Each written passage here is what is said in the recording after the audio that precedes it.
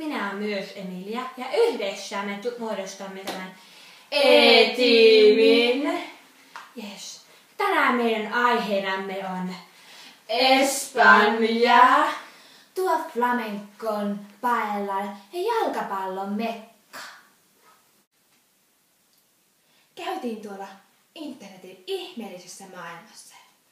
Eksyttiinkin sitten sivulle nimeltä Wikipedia. Yes. Löydettiin sieltä muutama tosi tärkeä tärppi tähän Espanjaan liittyen. Joo, käymäs vähän katsoa, että mitä löytyy. Hui, väärä kuva, vaihtaas. Ja mitä syötyä sitten EUsta onkaan? PKT on se 14 sijaa. Joo, tosiaan se raha-arvohan siellä sitten myös vakaantunut oikein kovastikin. Ja jes, mainitaan nyt vielä, että vienti ja tuontikin on lisääntynyt. Nythän se loppukin sitten. Siinä olikin muutama hyvä info Espanjasta EU:ssa. Joo. Sitten seuraavaksi siirrytään ihan tuonne paikan päälle Espanjan maalle. Elikkä siellä on ollut tuo meidän kirjeenvaihtajamme Mauno jo monia vuosia. Se on löytänyt sieltä muutaman Suomen lähettilään Espanjassa. Katsotaankin vähän, että mitä mieltä he ovat Espanjan tilanteesta EU:ssa. Vieno Huttunen, kuinka olet hyötynyt EU:hun liittymisestä? No, mulla on toi matkailufirmani. Enemmän on kyllä tullut asiakkaita, kun on nyt helpompaa liikkua sitten maasta toiseen. Ja sitten kun on toi yhteinen raha euro, niin sitä on helppo käyttää ja helvetti. Enhän minä saakaan enää niitä valuutanvaihtokursseista voittoa. Sirpa Kylmänen, kuinka olet hyötynyt EU:hun liittymisestä? No, iskä pääsi ainakin sinne Euroopan rahapaikkaan töihin. Et jotain se sanoi, että talous on niin vakaantunut. Mut en mä siitä tiedä, mutta ainakin se osti mulle uuden auton. No niin, olipa siinä videolla oikein kauniita tyttöjä, eikö? Oli oikein kivoja kyllä. Joo, no niin. Seuraavaksi sitten siirrytäänkin meidän studiovieraaseen. Elikkä ollaan saatu oikein arvovaltainen vieras tänne meidän studioomme. Jes, hän virähtikin äsken vähän noissa kuvissa jo. Kyllä, tämä henkilö tuntee Euroopan asiat.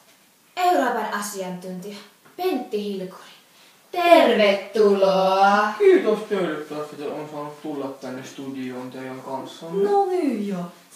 Ootko sä varmaan just tullut Espanjan maalta? Joo, pari päivää sitten tulin tuossa. Oli oikein rattoisa reissu siellä Espanjassa. No niin, hyvä homma. Sä voisitkin Pentti nyt kertoa meille vähän sitä yleiskuvaa Espanjasta. Joo, siis matkustelu ja maanviljely niinku tärkeitä asioita Espanjassa. Että ne tuo paljon tuloja sinne ja sitten niinku taide ja ruoka, ne on siellä ihmisille tosi tärkeitä, että se niinku osaa niiden kulttuuria siellä Espanjan maalla. Ja itselleni Joseen tapasbaari, se on kyllä Espanjan paras paikka. Parhaat kaljat ja hyvät tapaukset, niin siellä on matsakumpu kasvanut näin. Ja sitten vielä ne Espanjan nudistirannat. Mä voisin ottaa muutaman kuvan. Meillä on vielä se Naked Eurooppa. Joo, tosiaan kaikille meidän aikuiskatsojille tiedossa, että Naked Eurooppa alkaa tässä samalla kanavalla kello 12 eli puolen yön aikaa. Kaikki siis kanavalle silloin. No niin, Pentti. Kerros vähän Espanjasta EU:sta. Ketä siellä oikein istuskelee? Joo, no Joaquin Almunia, se on tuon niinku komission varapuheenjohtaja. Tosi hyvä ystävä muuten, käydään samassa rooteokerrossa aina keskiviikkoisin.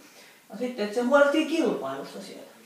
Et tosi tärkeä tehtävä on sitten. Kyllä, Joo, hänellä on kyllä. tosi hieno ihminen ja loistava persoona.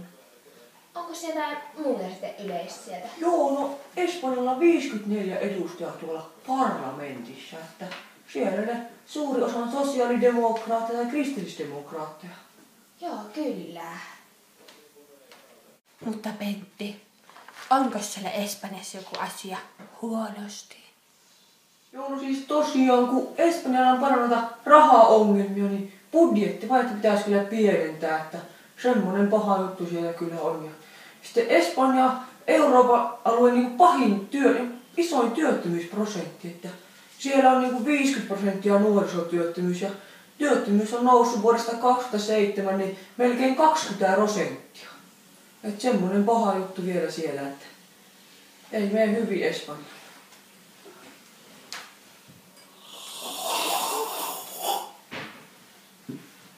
No niin.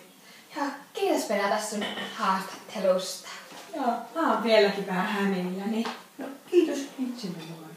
No niin. Kiitos vaan sitten kaikille katsojille. Tämän iltainen ohjelma olisi tässä. Tavataan taas ensi viikolla. Ja silloin meillä onkin aiheena Kreikka! Tuo Perikailun surmansuu. Hyvästi meidänkin puolesta. Näkemiin.